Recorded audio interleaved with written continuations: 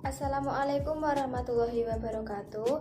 Perkenalkan, kami dari kelompok 11 yang beranggotakan pertama, Silvianisa Amalia dengan NIM 14014190051. Yang kedua, Yuyun Sri Lestari dengan NIM 14014190064. Yang ketiga, Tiara Indianawati dengan NIM 14014190080 akan mempresentasikan materi mengenai pembelajaran konstruktivisme. Perkenalkan, nama saya Silvianisa Amalia, NIM 14014190051, nomor presensi 07. Di sini saya akan memulai mempresentasikan pembelajaran konstruktivisme. Yang pertama yaitu mengenai peta konsep. Pertama berisi tentang pengertian. Yang kedua berisi tentang tokoh pembelajaran konstruktivisme. Yang ketiga berisi tentang prinsip dan tujuan pembelajaran konstruktivisme. Yang keempat berisi tentang pengaplikasian pembelajaran konstruktivisme. Lalu yang kelima berisi tentang kelebihan dan kekurangan pembelajaran konstruktivisme. Pengertian pembelajaran konstruktivisme. Konstruktivisme merupakan sebuah teori yang sifatnya membangun dari segi kemampuan, pemahaman dalam proses pembelajaran. Model konstruktivisme dalam pembelajaran adalah suatu proses belajar mengajar di mana siswa sendiri aktif secara mental membangun pengetahuannya yang dilandasi oleh struktur kognitif yang dimilikinya. Piaget menegaskan bahwa penekanan teori konstruktivisme pada proses untuk menemukan teori atau pengetahuan yang dibangun dari realitas lapangan. Konstruktivitis psikologis memfokuskan pada bagaimana individu menggunakan informasi, sumber daya, dan bantuan dari orang lain untuk membangun dan meningkatkan model mental dan strategi problem solving-nya. Perkenalkan, nama saya Tiara Indianawati, NIM 14014190080, nomor presensi 32. Di sini saya akan melanjutkan membaca materinya, yaitu tokoh teori belajar konstruktivisme. Yang pertama, Dewey dan pembelajaran demokratis. Dewey menyatakan bahwa pembelajaran di sekolah seharusnya lebih memiliki manfaat daripada abstrak, dan pembelajaran yang memiliki manfaat terbaik dapat dilakukan oleh belajar dalam kelompok-kelompok kecil untuk menyelesaikan proyek yang menarik dan pilihan mereka sendiri. Yang kedua, konstruktivisme Piaget dan Vygotsky.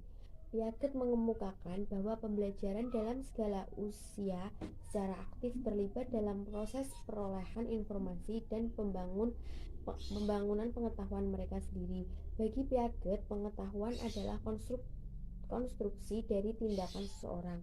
Vygotsky juga percaya bahwa perkembangan intelektual terjadi pada saat individu berhadapan dengan pengalaman baru dan menantang dan berusaha memecahkan masalah yang muncul.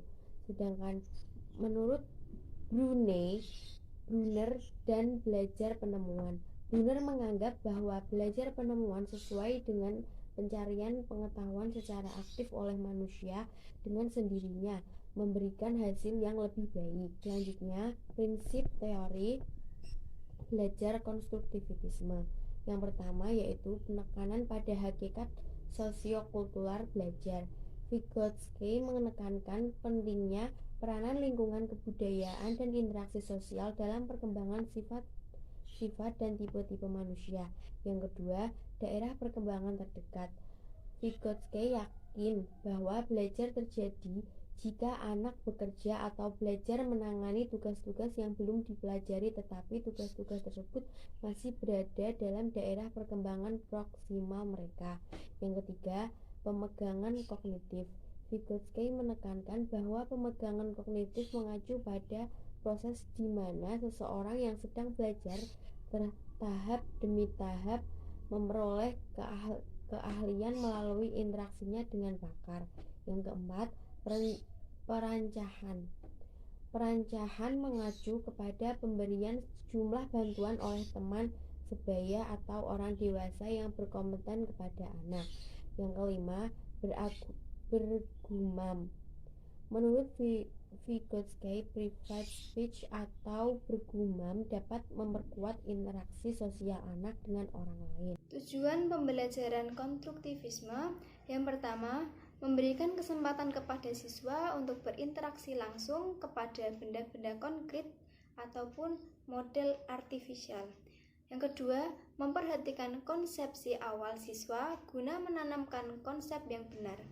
Yang ketiga, sebagai proses mengubah konsepsi siswa yang sudah ada dan mungkin salah. Yang keempat, mengembangkan kemampuan siswa untuk mengajukan pertanyaan dan mencari sendiri pertanyaannya. Yang kelima, membantu siswa untuk mengembangkan pengertian dan pemahaman konsep secara lengkap. Yang keenam, mengembangkan kemampuan siswa untuk menjadi pemikir yang mandiri. Selanjutnya yaitu pengaplikasian teori belajar konstruktivisme. Penerapan teori belajar konstruktivisme dalam pembelajaran. Yang pertama, mendorong kemandirian dan inisiatif siswa dalam belajar. Yang kedua, guru mengajukan pertanyaan terbuka dan memberikan kesempatan beberapa waktu kepada siswa untuk merespons. Yang ketiga, mendorong siswa berpikir tingkat tinggi. Yang keempat, siswa terlibat secara aktif dalam dialog atau diskusi dengan guru dan siswa lainnya. Yang kelima, siswa terlibat dalam pengalaman yang menantang. Yang keenam, guru menggunakan data mentah, sumber-sumber utama, dan materi interaktif. Perkenalkan, nama saya Yuyun Sri Lestari, NIM 14014190064, presensi 19. Di sini saya akan melanjutkan untuk membacakan materi mengenai kelebihan dan kekurangan teori belajar konstruktivisme. Yang pertama yaitu ada kelebihan teori belajar konstruktivisme. 1. Teori ini dalam proses berpikir membina pengetahuan baru, membantu siswa untuk mencari ide, menyelesaikan masalah, dan membuat keputusan. Yang kedua, teori ini dalam proses pemahaman murid terlibat secara langsung dalam membina pengetahuan baru, mereka akan lebih paham dan boleh mengaplikasikannya dalam semua situasi. Yang ketiga, teori ini dalam proses pengingatan, siswa terlibat secara langsung dengan aktif, mereka akan lebih ingat semua konsep. Yang keempat, teori ini dalam kemahiran sosial, siswa dapat dengan mudah berinteraksi dengan teman dan guru dalam membina pengetahuan baru. Yang kelima yaitu siswa terlibat secara terus-menerus, maka mereka akan paham, ingat, yakin, dan berinteraksi. Maka akan timbul semangat dalam belajar dan membina pengetahuan baru. Kemudian yaitu kekurangan teori belajar konstruktivisme. Yang pertama, siswa membuat pengetahuan dengan ide mereka masing-masing. Oleh karena itu, pendapat siswa berbeda dengan pendapat para ahli. Yang kedua yaitu teori ini menanamkan supaya siswa membangun pengetahuannya sendiri. Hal ini pasti membutuhkan waktu yang lama apalagi untuk siswa yang malas. Yang ketiga, kondisi di setiap sekolah pun mempengaruhi keaktifan siswa dalam membangun pengetahuan yang baru dan keaktifan siswa. Yang keempat, proses belajarnya di mana peran guru sebagai pendidik sepertinya kurang begitu mendukung. Sekian presentasi dari kami, kelompok 11, mengenai pembelajaran konstruktivisme. Apabila dari teman-teman masih belum paham atau kurang paham mengenai materi yang telah kami sampaikan, teman-teman dapat menyampaikan pertanyaan pada forum diskusi. Kami ucapkan terima kasih, kurang lebihnya mohon maaf. Wassalamualaikum warahmatullahi wabarakatuh.